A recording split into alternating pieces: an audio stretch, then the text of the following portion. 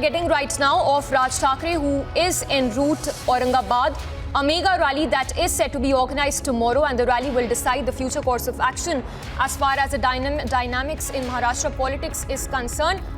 We have Ankit joining us on the broadcast. Ankit, what more details can you share with us?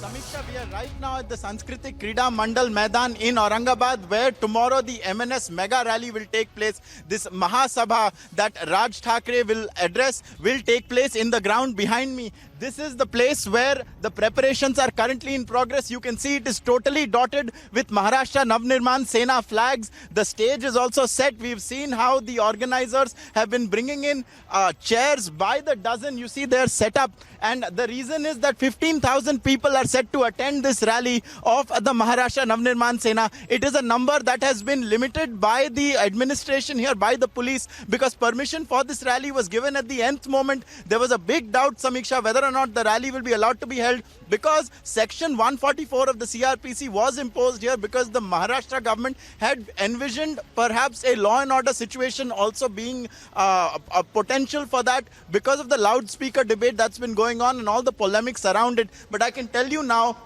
that from 4:45 or 4:30 p.m. tomorrow to about 9:45 p.m. this ground will be full of thousands of people, MNS supporters who will be traveling from all across Maharashtra, because this rally of Raj Thackeray is seen as a renewal of the party. They are looking forward to a number of key municipal elections that will take place in the run-up to the 2024 Lok Sabha elections and then the Maharashtra Assembly elections as well. And right now, the MNS is very much the talk of the town because of the stand that Raj Thackeray has taken with regards to the loudspeaker. As we all know, his ultimatum is for May the 3rd. Until that time, if the loudspeakers are not limited at the mosques, or if they're not taken down, or if the Supreme Court's guidelines are not applied, then he will go through with his challenge that he will recite the Hanuman Chalisa on loudspeakers in front of mosques at an even louder volume. So we are on standby for that, but I can tell you at the moment that 16 restrictions have been placed on the MNS for them to be able to hold this rally.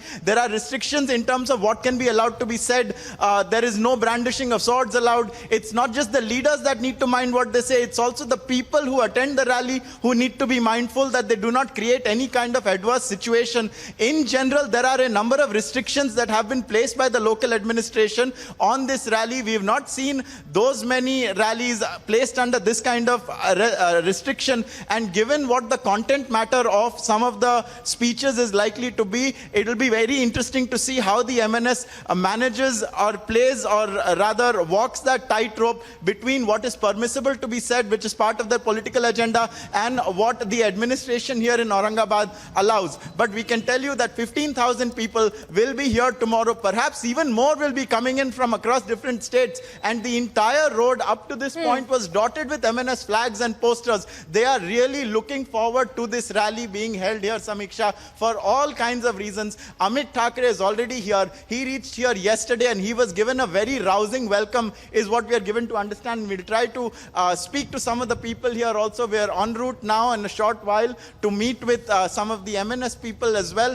who have been here, who are camping, who are being part of the organizers. And of course, we are looking forward to Raj Thackeray arriving here as well. Our teams are with him. They're driving along with him. He's coming here as part of a massive cavalcade. There are supposed to be hundreds of vehicles. So that will be quite a sight to see. And Aurangabad as a city is very much expectant right now, because this place also holds historical significance. Balasaheb Thackeray had begun here en route to his a big political climb all the way back in 1988. He had addressed this very ground, and now, almost 33 years later, Raj Thackeray is set for a rally that many view as heralding the renewal of the MNS. They have pivoted 2 years back. We saw in 2019 how they pivoted from an Marathi sort of standpoint to a pro-Hindutva standpoint. And because of that, we are also hearing, like you said, potential of an alliance with the BJP, because both the parties now have an ideological common ground. However, whether or not that alliance materializes, we'll try to ascertain while we're here.